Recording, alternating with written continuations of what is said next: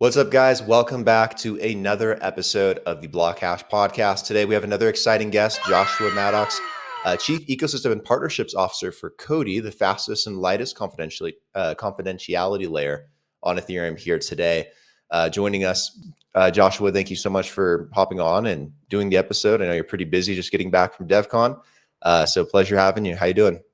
Good. Thanks for having us. And yeah, it's been a busy week here in Bangkok, and DevCon was fantastic. But yeah, thanks for inviting us in. Likewise, man. To kick it off, would love to know a bit more about yourself. I'm sure the audience would too.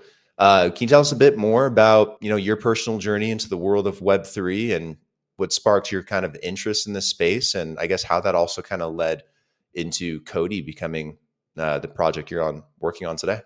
Yeah, absolutely. Yeah, so I've always I never could really decide whether to be an engineer or a marketer. Kind of held both roles, including being a founder. Was in China for 15 years, sort of doing startups and foundations. And at the tail end of my stint in China, I got involved with social entrepreneurship and met the founder of Acumen Fund, acumen.org.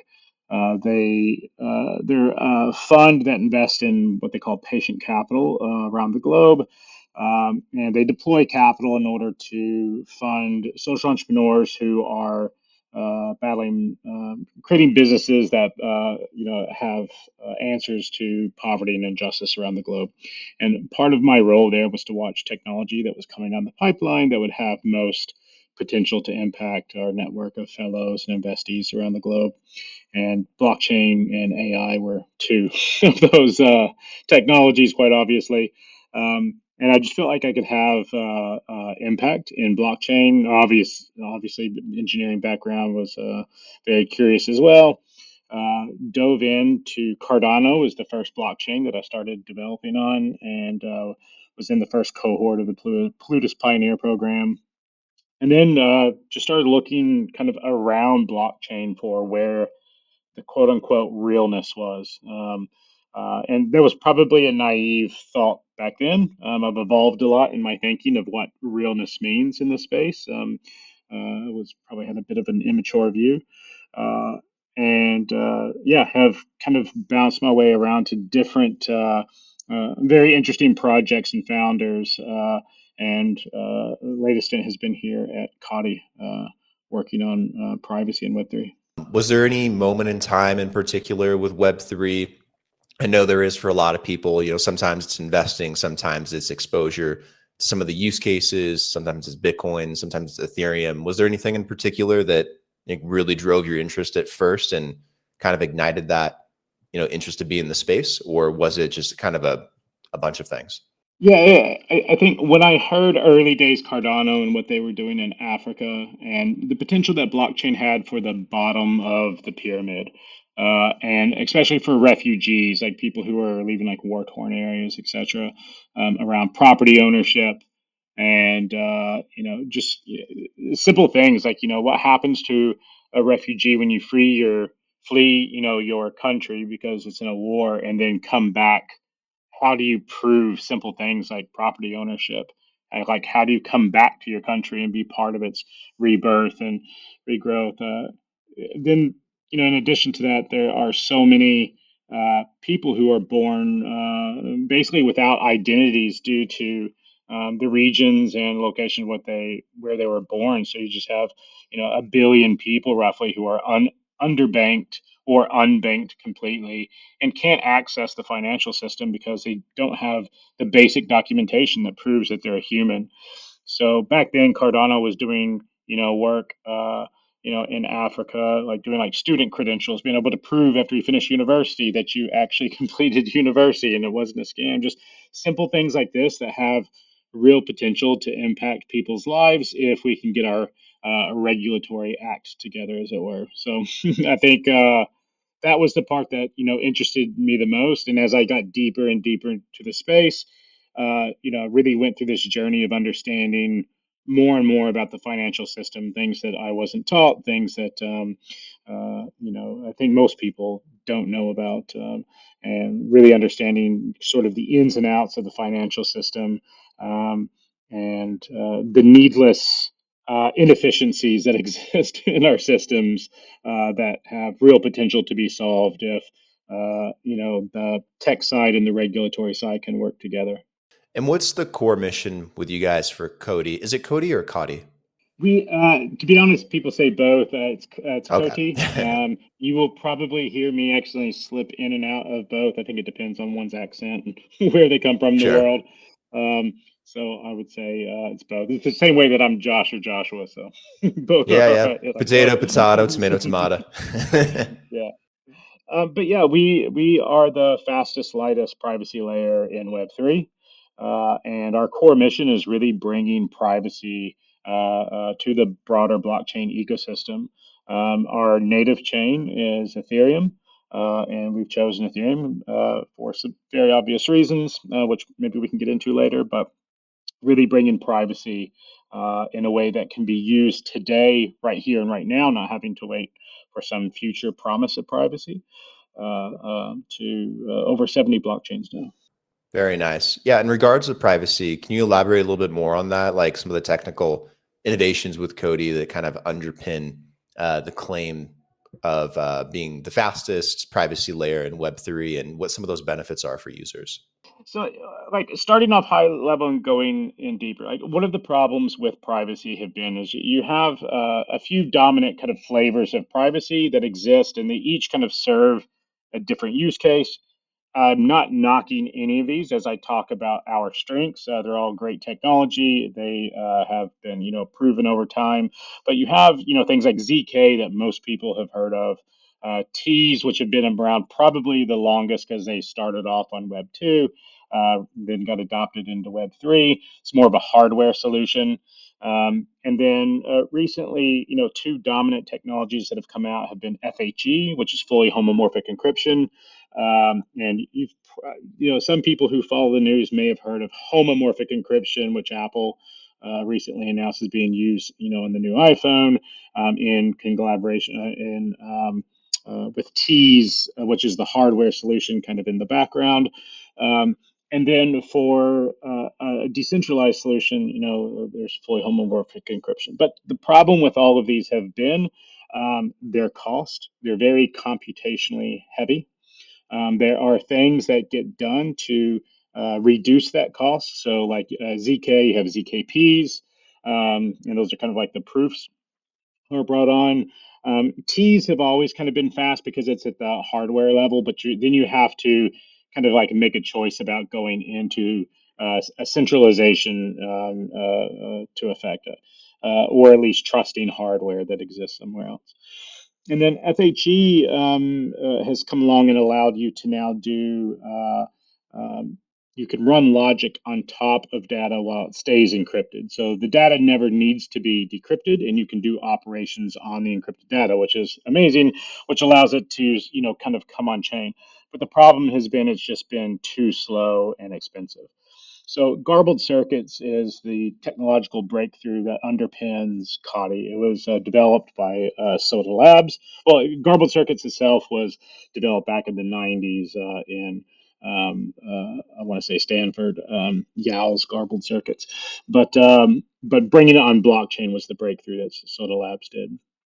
Essentially what we do that allows it to be the fastest and lightest privacy tech in Web3 is you can imagine that you have like a warehouse of quote unquote circuits, and we produce millions and millions of those circuits so that way they're ready at the time that someone needs to use them.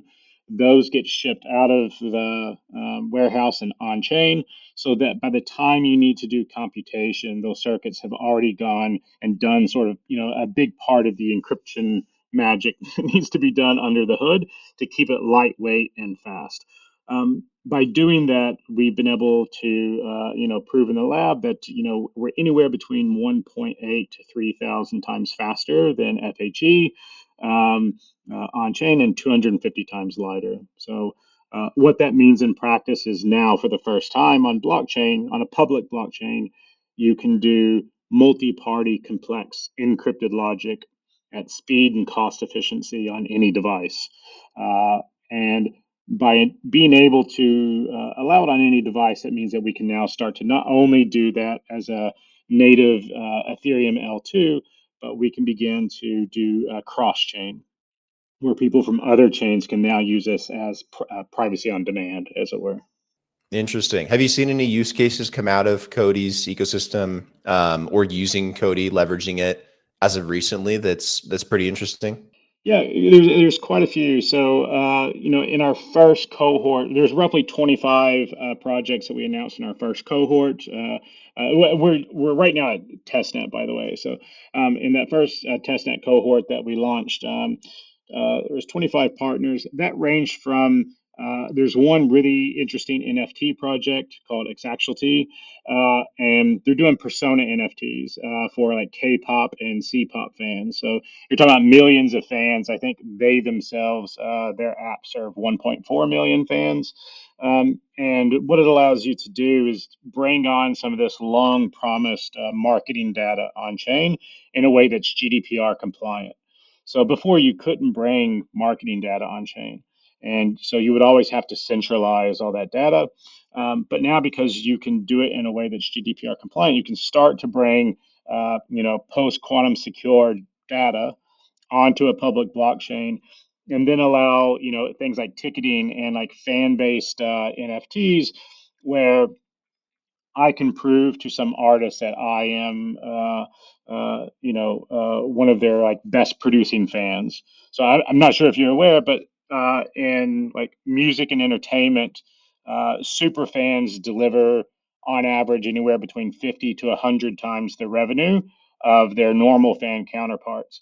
So being able to identify who those super fans are in a way that's provable is highly valuable to artists. And creators. So that's kind of what X actually is. So I think that's a really interesting use case. It's kind of bubbling out of Singapore. Um, and then we also announced Bancor. They one of the OGs. I think they were one of the first DeFi products in Ethereum ecosystem. They now have an order book, and so they will be doing privacy on provenance. And the long tail of what that enables is to bring private trading strategies on chain for the first time. So if you think about really interesting plays like copy trading, for example, that seem on the surface very simple. But if you're an amazing trader, and traders are really what currently prop up, all transaction volume pretty much on blockchain. That is currently the only like real killer app. Um, if you want to monetize those strategies, you have to do it in a centralized way, or at least in an off-chain execution environment. Because if you bring them on chain, they cease to be useful, right? So, what I would like as a trader is to be able to be able to first prove that I'm getting some APR based on my trades. So that way it can be cryptographically proven to my audience. And then I would like for people to be able to subscribe, a limited number of people to be able to subscribe to my trading strategy.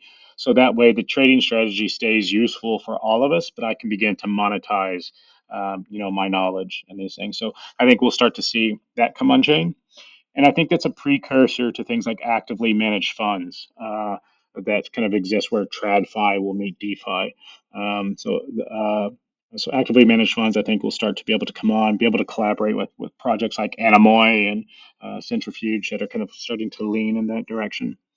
And then other use cases that we're, really seeing, I guess, across industry that have a lot of interest are things like federated learning, where I want to train an AI on data, but nobody in the data suppliers want to share their data with other people in the training consortium.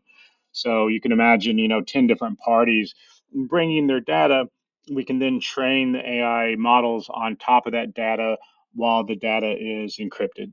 And so the outputs can go to anyone who's in the consortium who brought their data without revealing the data sets themselves. So that also has some very, very interesting use cases. I could go on. I'll kind of stop there because I'm being a bit wordy. So. No, you're good. No, that's really cool though. It seems like you guys got a lot going on.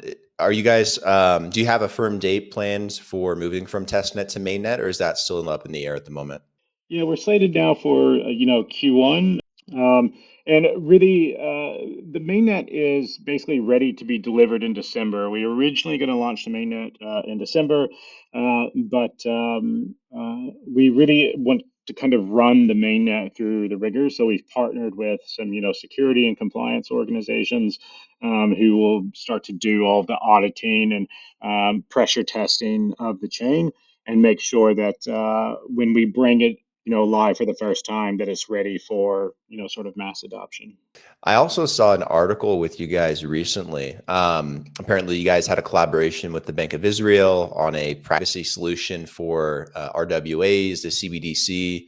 Can you dive into that project a little bit more? It sounded really cool, and it's like you guys were really kind of onto something there. Yeah, absolutely. So CBDCs tend to be one of the most controversial topics, I think, in blockchain. I will say, even among people who are working on them, like us, there's questions on, whether people should be working on these or not. And our argument behind it, and I think what you've seen, I don't know if you're familiar with the BIS, but BIS is sort of like the bank that regulates the banks.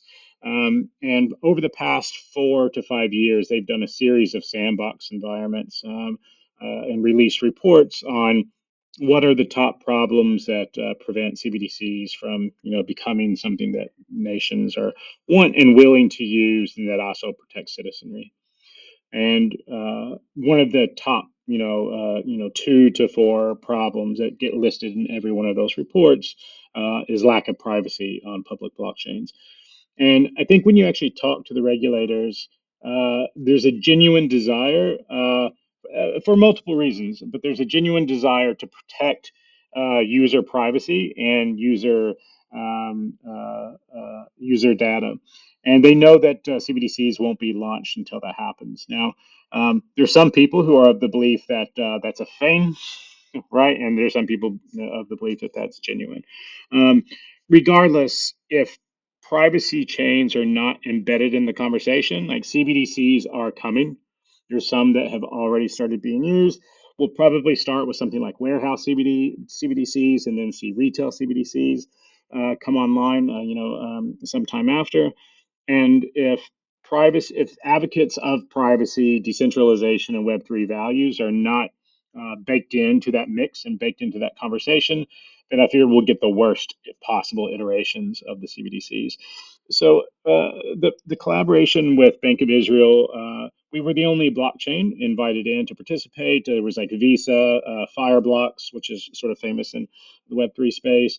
Were invited in, and COTI is the only blockchain, and we were really showing what could be done as a privacy chain. And the use case that we put out was based on a retail CBDC, where you would have, let's say, someone in the US who had some Taylor Swift tickets and they wanted to sell those tickets to someone in Israel. The moment you try to do that transaction, as I think most people who are involved in blockchain understand, that there's so many intermediaries and so many like problems just trying to do like a simple ticket swap between 2 parties, that the cost balloon, the time balloons, the risks balloon.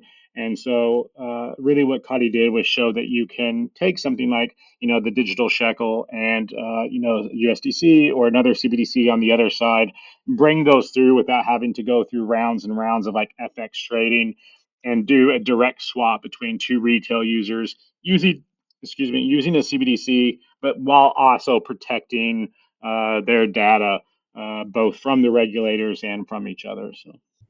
Yeah, I think people misconstrue and understand CBDCs quite often. It is something that I think, scares a lot of people in the space, obviously. Give a government control something like that. What are they going to do with it? But I mean, at the end of the day, it is a technology that would create a lot more efficiencies in society, and like the use case you're using, like with Taylor Swift tickets and everything. It is a hassle in a lot of different sectors for things like this, to transact and move money and move assets and exchange goods of value. And we really do need to move in that direction, have a system where we have a CBDC or something similar to it that can operate in most societies and work cross border and have a degree of confidence and privacy and whatnot. Um, I think it's gotten a bad stigma in the space, honestly, in my opinion. I think it's something that's going to happen regardless. And it is happening, like you mentioned. But no, it's something that, it just takes the right, project going in, like maybe you guys, and putting in the right, tools and frameworks there for it to be successful. But CBDCs are going to happen regardless. Yeah, whether we call them something else or they continue to be called CBDCs, I agree with you. They solve a very intense real world problem, and that problem is so painful that something has to replace it. And just like a real world example, we were setting up a privacy event for DevCon here in Bangkok, and we had three partners that we were working with. We were sponsoring the event, and I needed to go and pay for the location.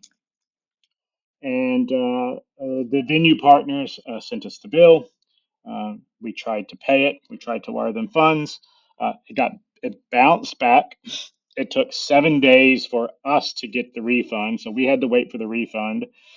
Now venue partners get upset, so they reissued the invoice. This is about 10 days later. We paid it again, bounced back a second time, another 7 days, and for it to be fully refunded and cleared, settled. It wasn't T2; it was like T10, maybe T20 by the time we were done. Eventually, I just had to go in because of timing issues and just pay with my personal credit card, which had all sorts of like crazy fees attached to it and overages, and then claim that from the company, which creates another like 4 or 5 transactions with like fees and document. And this is something that happens on a regular basis for anybody that does like cross-border payments, and it just should not be the case. I know. I mean, I live that every single day because I live in Colombia, and Mm. I'm from the U.S., so I have U.S. bank accounts. I have businesses in the U.S., but I live here, and it's a hassle to send money. It I really had an is. issue with the bank just a couple of weeks ago, with Bank Colombia here in Colombia, and they wouldn't clear the money into my account. I've been making transactions all the time. I've been living here for like 6 years. It's just frustrating. Then it's expensive, and there's fees and things bounce back, and you got to do it again. And if I want to wire something, that's like $40 these days. And those things add up. But I can send some USDC down. It doesn't cost me anything, and I have it in a minute. Yeah, no, I did the same thing. I think I sent someone roughly 15K in USDC. Took under a minute and was like $2, I think, was the gas fees. And if you do that on base, then you're like 3 seconds, and I don't know what the gas fees are, but they're de minimis. So. I saw another thing with you guys too, something called privacy on demand. Could you explain that as well? And what this cross-chain privacy feature kind of entails too. Sure. So we recently put up a video. We'll be going over. It'll be several bridges eventually, but the first bridge will be Axelar. We view them as one of the best development teams in Web3. Really, kind of well-known project. They're connected to 70 plus chains. And basically, what happens is if you are on a chain like Solana, for example, and you would like to have private transactions, then you can then use COTI as a privacy layer. And that means that you no longer have to move your DApp or move your TVL or your users if you just want privacy. So, the world probably doesn't need another general purpose L1 or L2. We have a few of them. And so, what we allow is 70 plus blockchains to be able to send a message to COTI. They will get a privacy key in return. They can then encrypt whatever data that they want to either process while it's encrypted or encrypt and then further garble, which is a two-step process. Then they can encrypt the data. It gets sent over to COTI, and now it gets sent in an encrypted way that can be made post-quantum secure over Axelar's general message passing. It'll be on COTI, and then you can do operations from whatever chains that you want to. So maybe your DApp is cross-chain, and now you have a DApp that's on Solana, and you have one that's on Base, and maybe you have one on, Ethereum base level, right? And now you can have data sets that exist on COTI that your DApp, no matter whether it's on Solana or Base or Ethereum, can all interact with that data set in a way that stays encrypted. And because it can be done in a way that's multi-party, then you can do privacy in a way that can also be regulatory compliant. So, maybe what we were talking about earlier with marketing data, maybe you have to comply with GDPR standards, right? So you can bake that in and then share that data among all of your apps without ever having to move any one of those apps or your user experience. What else do you guys have coming up, going into 2025? Obviously, you seem to be working on quite a lot of stuff already, but anything, exciting coming into the new year that you think people should be aware of? Yeah, I think we will keep on announcing, kind of new partners. We have a long line of partners in the pipeline that we're sort of like closing out and announcing alongside of those. So I would keep a watch out for, more and more announcements coming out from our marketing team. And really, we're laser focused on just creating a great user and developer experience. So we've started working with some of the early developers who've come on testnet to make sure that we're working out, sort of the kinks in the developer docs, all these things that you have to go through as a chain in order to create, good UIX and developer experiences. So really focused on making sure that, Mainnet is ready to fly the moment that it gets launched, and that developers who are onboarding, whether they're new to development and don't know anything about privacy, or have been developing in Ethereum and cross chain for years, can come and have a really rich experience, find all the tools that they need, and get launched, quick, fast, and easily. So I think that's the prime focus. But we'll also, we're starting to talk to projects that are working with agents. That seems to be a big theme right now. And COTI has a very large community of token holders. This is V2 of COTI, for those who don't know. So COTI's been around since 2017, and the original supporters of COTI, the original community, because we were used to be an enterprise payments play, we didn't have a developer ecosystem. The only thing that you could really do with COTI was make payments and hodl. And so we have ecosystem who's ready to put their COTI to use for the first time in interesting projects and dApps. So I think we're also looking at bringing on, kind of like no code, low code solutions where our community can really, who aren't developers, can also come in and participate and, build services, build products, launch, memes and launch agents, etc., onto COTI without having, a degree in, computer science. So. Where can we find the COTI community? Yeah, so the best thing to do is to go to COTI.io. You can find it, there, but you will find us in Discord and on Telegram. Then also, there's, I think, I can't remember the number. It's over 250,000, I believe, followers on Twitter, now X. But I think most active you'll find is kind of like X and Telegram, Discord. Um, for those who are looking to get started to build, if you go to docs.coti.io, that's C-O-T, or COTI.io, if I can get it up. And then if you go to build.coti, COTI.io, then you can also find information. We have a $50 million builders program that allows people on other chains now with CCP or on COTI who want to build out interesting products. They can go there and leverage that builders program to help find ways to launch their products and services on COTI. Awesome, Joshua. Thank you so much for taking the time to come on today. It's been a really good conversation. Learned a lot about COTI.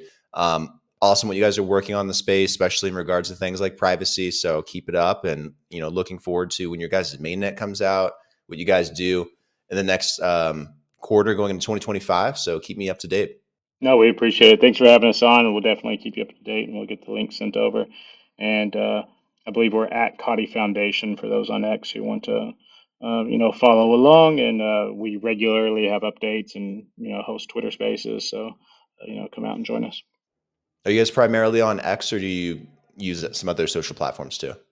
We're primarily on X, but because there are industry and enterprise that's definitely interested in privacy tech on Ethereum, so we're also on LinkedIn. LinkedIn is a very underrated channel, especially now that I think TradFi and Enterprise is really starting to pay attention after the ETFs and the election in the U.S., etc. So we're also on LinkedIn. Very nice. Sounds good, man. Take care, Joshua. We'll talk soon, and yeah, keep me updated. Love to do this again with you. Thanks a lot. Really appreciate your time.